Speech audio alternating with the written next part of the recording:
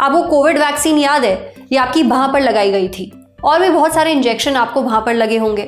अब याद कीजिए, कुछ इंजेक्शंस आपको कमर पर लगे होंगे।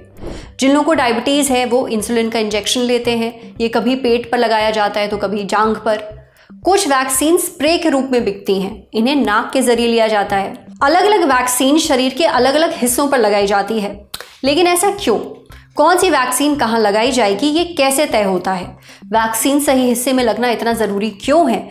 ये हमने पूछा C.K. बिरला हॉस्पिटल में डिपार्टमेंट ऑफ रेस्पिरेटरी मेडिसिन के डायरेक्टर और पल्मोनोलॉजिस्ट डॉक्टर विकास मित्तल से।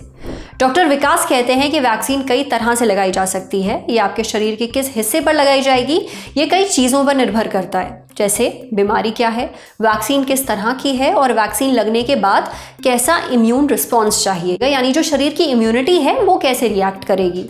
जैसे कुछ वैक्सीन्स जांघ के आगे वाले हिस्से में मौजूद मांसपेशी पर लगती है, इन मांसपेशियों को क्वाड्रिसेप कहते हैं। कुछ हाथ में मौजूद डेल्टाइड मांसपेशी पर लगती हैं। ये मांसपेशी कंधे के बिल्कुल पास होती है। इन जगहों पर लगने वाले इंजेक्शंस को इंट्रामस्कुलर इंजेक्शन कहा जाता है। इसे वैक्सीन देने का सबसे प्रभावी और सुरक्षित तरीका माना जाता है। दरअसल जब यहाँ पर वैक्सीन लगती है तो वो तेज़ी से खून में अब्जॉर्ब हो जाती है, मिल जाती है।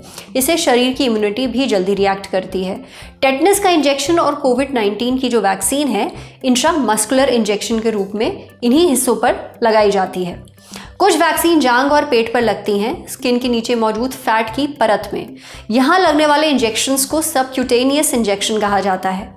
इन इंजेक्शन में मौजूद दवा शरीर में अब्जॉर्ब होने में थोड़ा समय लेती है, क्योंकि फैट की परत में ये धीरे धीरे अब्जॉर्ब होती है। इससे दवा का असर लंबे समय तक बना रहता है। MMR यानी कि मम्स, मीजल्स, रुबेला और येलो फीवर की वैक्सीन को सबक्यूटेनियस इंजेक्शन के रूप में दिया जाता है।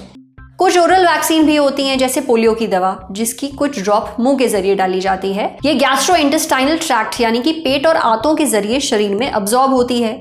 ओरल वैक्सीन पाचन तंत्र से जुड़ी बीमारियों के लिए ज़्यादा असरदार होती हैं। इन्हें लेना बहुत आसान होता है। इन्हें देने के लिए खास ट्रेनिंग देने की भी ज़रूरत नहीं पड़ती है किसी को। कुछ वैक्सीन नाक के जरिए स्प्रे के रूप में ली जाती हैं, जैसे कोविड-19 और इन्फ्लुएंजा की वैक्सीन। ये नेजल स्प्रे के रूप में भी मौजूद हैं। ये इम्यून सिस्टम को जल्दी और प्रभावी तरीके से उत्तेजित करती हैं। नाक के स्प्रे यानी नेजल स्प्रे के रूप में दी जाने वाली वैक्सीन सीधे सांस के रास्ते शरीर में पहुंचती है। ये रेस्पिरेटरी सिस्टम को वायरस से लड़ने के लिए खास तौर पर तैयार करती हैं। रेस्पिरेटरी सिस्टम यानी कि वो अंग जो सांस लेने और छोड़ने में मदद करते हैं।